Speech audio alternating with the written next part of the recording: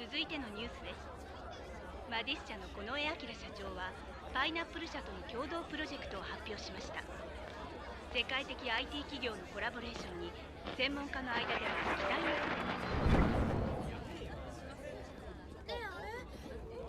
はい、皆さんご注目。こんばんは。そしてお久しぶり。俺たちを覚えているか？私たちは心の怪盗団。ある人物を改心させるために再び参上したよ。人の心をもてあそぶ女、ヒイラギアリス。偽りの光で人を貶め、優越のために傷つける。そんな奴を私たちは許さない。あんたが奪った人々の願い、今宵我々が頂戴する。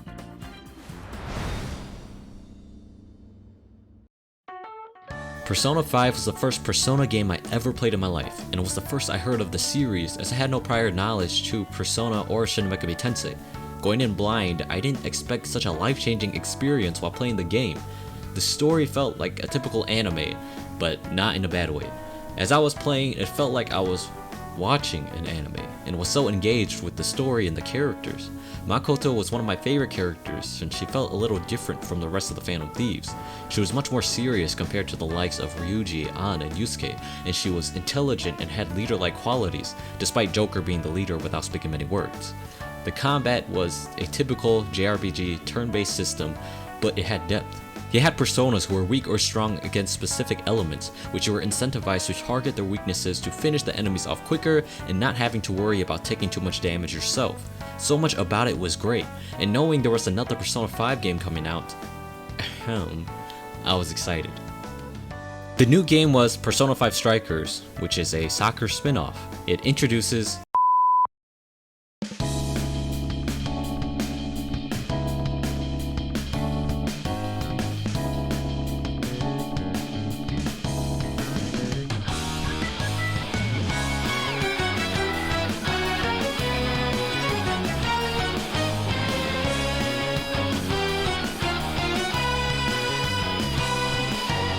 Actually, I lied about that. Persona 5 Strikers is a Warriors or Musou-esque spin-off sequel to Persona 5, but not royal since characters like Sumire are not present nor mentioned throughout the game. It introduces new characters, a replacement to palaces called jails, new villains, and more.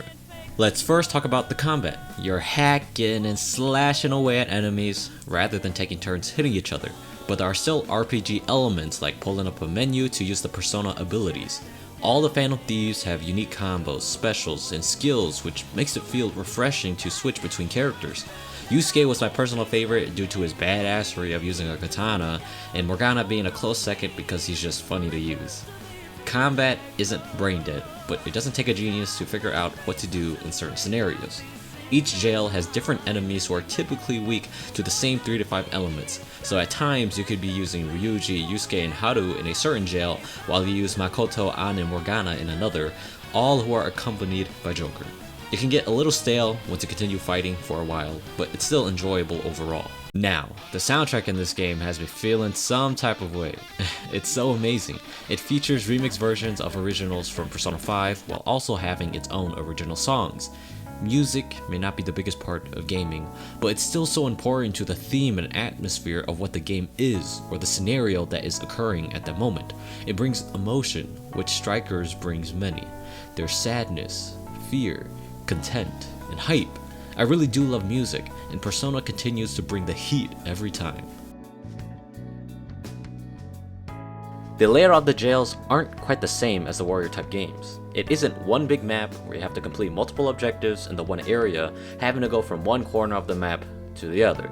Instead, it's smaller areas connected to one another, but completing multiple tasks still exists and can get a little annoying when you're doing the same stuff over and over, like when fighting in the areas where you retrieve items that relate to the monarchs of the jails, which all jails have about 3 areas like this. The design of each are honestly pretty good. Sapporo, Kyoto, and Osaka were my favorites, but the others are honestly pretty basic, and some are comparable to designs from Persona 5. Sendai reminds me of Kamoshida's Palace, Shibuya and the Abyss are similar to the Metaverse, and the others aren't really all that great. Overall, I'd still say it's definitely good, but some are way better than others. Exploration in Japan is different as you aren't tied down to one area. Instead, the thieves are traveling across Japan and the areas you walk around in are much smaller. This also means there are way less things to do outside of being in the jails. No more confidants, no training to increase your HP and SP, and no more working to get that cash money. Alright, that was kind of stupid. Sorry. Anyways, you may wonder, but how will I spend my days until we use a calling card to finish the jail? Well, there is no more time limit. You're not tied down to having to meticulously plan your days to finish in time or strengthen your bonds. You can take as long as you want with no worries of a set time to finish. You can leave the jails in full heal for free and then go right back into the action almost immediately. All this also makes the game shorter overall. I completed the game in 40 hours over the typical 70-80 hours it takes me to beat Persona 5. Not that it sucks being shorter, but it makes me wanting more content in the game. There are way less personas compared to the original in Royal, having almost no unique personas in this game besides the 2 new characters of Zenkichi and Sophia, and maybe others, but I can't think of them off the top of my head, and I don't feel like looking them up. There are a few secret bosses in the game, and yeah, they can be pretty hard, but they're not like too difficult to defeat. Going back to a point I made not too long ago, time limit. I know that almost everybody loves that part about Persona, and it definitely feels weird not to have it at all in this game. I'm not saying I hate it, because I for sure loved it. Rather, does the exclusion of it make or break Strikers? I don't think it's really either. It's more of a spin-off game. It's action-packed, and combat is quick, which means that you'll want to get into the action right away. Plus, there's almost nothing to do outside of fighting, so no time restriction is a good thing for what the game is. Saying all this brings me to what I think was the worst part of the game, the story. It has some interesting plot points, like how some of the Phantom Thieves sort of see themselves in some of the earlier villains, and I still found the character interactions to be top-notch. 見たか、某超有名映画のあれだ。よーひー。だいぶ違う気がするんだけど。どっちかっていうと組体操？ブレーメンの音楽隊じゃない？つかこれ俺いらなくね？こら君たち、危ないからすぐにやめなさい。お前ら本当にアホだな。But the story is pretty bad once you start to think about it. All of the events occur because of Ichinose, who felt as if she was an emotionless monster. She first created Sophia, who she deemed was pretty much a failure, and then created a new AI called Emma.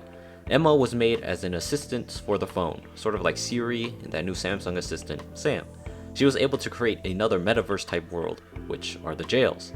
Emma ends up getting sentient and feels that people should no longer have free will and should only live to be controlled by Emma, and I honestly think that's just so stupid. She ends up becoming a god and changing the world, similar to how it is at the end of Persona 5. And that's the thing about Strikers, it's not willing to try and be different with Persona 5. Yes, I know they're both Persona 5, but Strikers should have aimed for something different rather than trying to keep it similar with few changes.